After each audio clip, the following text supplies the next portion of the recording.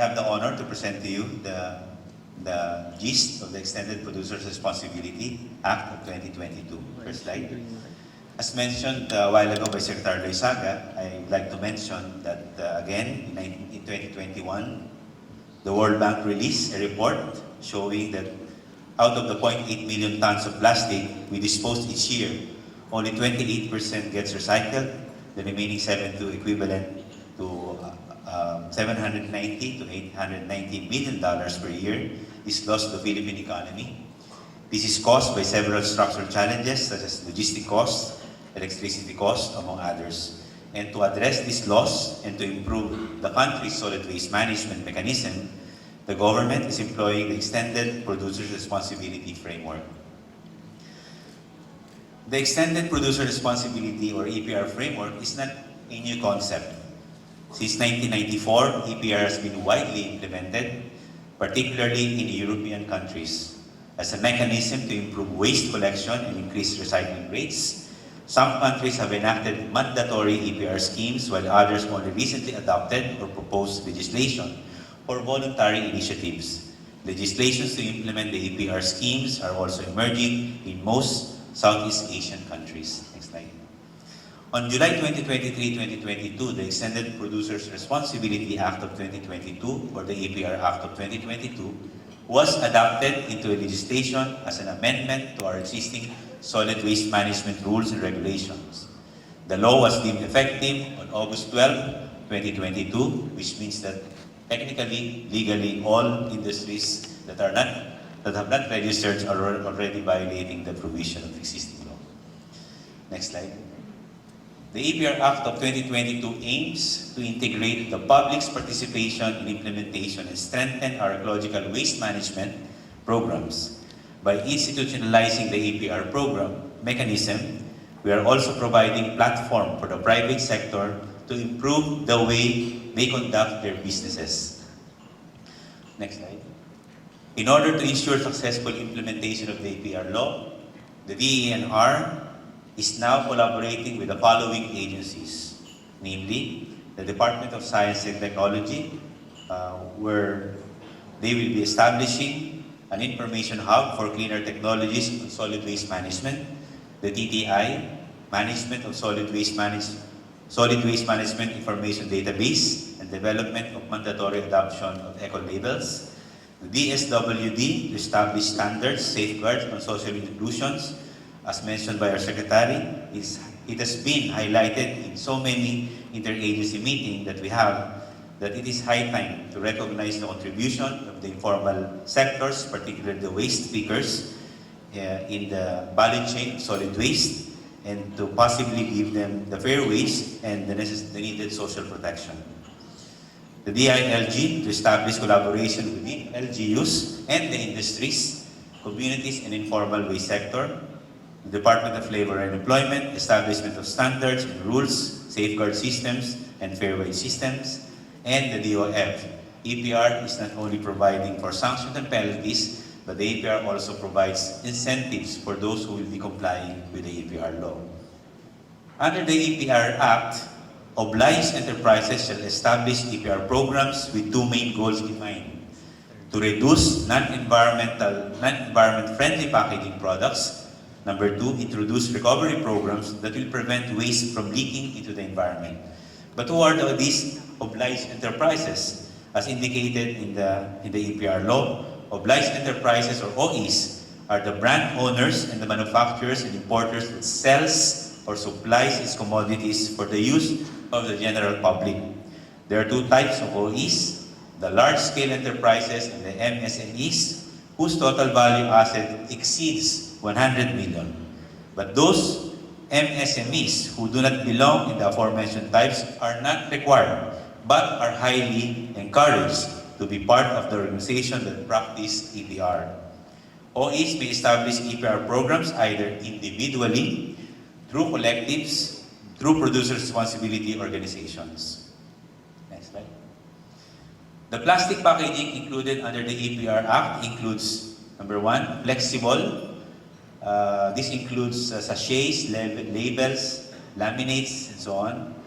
And then rigid plastic packaging, whether layered with any other materials, and plastic bags, and polystyrene. There are also modes the EPR program can be implemented. The first one, the reduction of non-environment friendly packaging products, which involves 6 mechanisms, particularly on the use of reusable packaging, appropriate labeling, recycling and upcycling, adoption of refilling systems, and implementation of the IEC schemes. The second one, which aims to prevent waste from leaking into the environment, involves the diversion and proper transport and recovered waste and partnership between communities, the private sector, and the government, particularly to waste cleanup or investment in commercial and industrial waste diversion. There are already existing collaboration between private sectors on the diversion, repurposing of waste, converting such into waste to energy and waste to fuel by some cement factories, some cement companies. The EPR registration process is shown in this diagram. OEs are required to submit their EPR programs to the National Ecology Center for evaluation of their programs and to see whether they are complying with the existing mechanism under IRR. Should it be acceptable, it can be approved. These programs will be given EPR registry number and will be endorsed in the National Solid Waste Management Commission and the EMB Regional Office. To show you the status of the implementation of the EPR right now, currently there are only around 662 obliged enterprises that have submitted their EPR programs for evaluation. If you look at the basis, the number of industries registered with the DTI is about 4,000 industries. We're expecting more OEs to submit their programs as they become more aware of the modes of implementation and other activities under the law. It is, I think, we believe at this point that we appeal for support from the private sector and partners in disseminating the information about our EPR implementation. Under the EPR Act of 2022, our targets for the recovery of plastic product footprints starting from 2023 is 20%, and by the year 2028, we're expecting that these obliged enterprises will be recovering at least 80% of their waste generation. To ensure compliance with these targets, the OEs are required to submit their EPR compliance audit report following this schedule. Beginning January 1, 2023, ending period December 23, the ECAR due date will be July 15, 2024, and then January 2024, December 31, 2024, the ECAR date will be July 15, 2025, and so on. Next slide. Compliance of the OEs to their EPR programs will avail themselves of incentives such as tax incentives, tax reduction, and other mechanism, which will be further elaborated with the assistance of the DOF during our panel discussion later on. Next slide. EPR programs will be implemented geographically in phases as well, starting with Metro Manila, Metro Cebu, Metro Davao. This will be cascaded to other metropolitan areas and other highly urbanized cities, then to the 1st to 6th class municipalities. So these are some of the punishable acts included in the EPR. So I hope all industries will be aware of these punishable acts. And then there's also corresponding penalties for those obliged enterprises who will not be complying. So I think this is the stick. The incentives will be the carrot, and this is the stick. First offense will be 5 million, but not exceeding 10 million. Second offense will be 10 million to 15 million.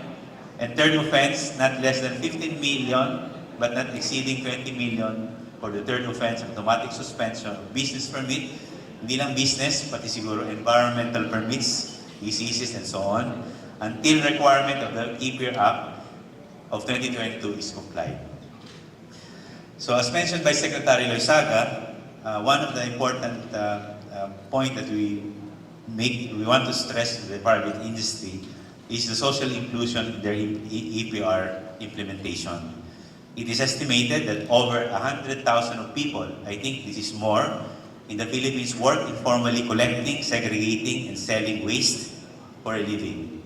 These groups, referred to as the informal waste sector, include families, women, and children that work either on dump site or collect waste from the households or garbage collectors. So we believe that the government, the DENR, and other agencies should promote social inclusion in the EPR implementation, and the private sector should include in the EPR implementation the following: improving the living condition of the waste pickers in their communities through development or alternative livelihood opportunities, incorporation involving formal solid waste management sector, and a partnership with the local government units to roll out financial literacy programs to uplift the informal sector to entrepreneurship, and capacitating the LGUs and other sectors to implement a robust system on data recording, tracking, and reporting.